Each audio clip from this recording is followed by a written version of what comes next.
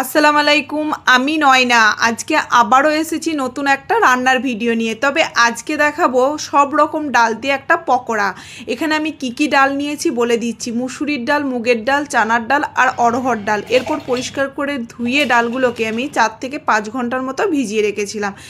এরপর একটা মিক্সির জারে কলাইগুলোকে দিয়ে সামান্য একটু জল দিয়ে ভালোভাবে পিষে নিয়েছি।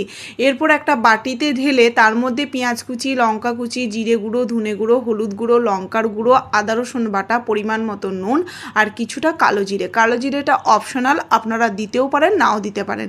এরপর কিছুটা ধনে পাতা দিয়ে বেশ ভালোভাবে মাখিয়ে নিলাম। এদিকে একটা কড়াইয়ে পরিমাণ মতো তেল দিয়ে গরম হতে দিয়েছিলাম। এরপর অল্প অল্প করে পকোড়াগুলোকে দিয়ে ভেজে নেব। তবে হ্যাঁ, এখানে আমি যে ডাল ব্যবহার করেছি আপনারা চাইলে যে কোনো ধরনের ডাল ব্যবহার করতে পারেন।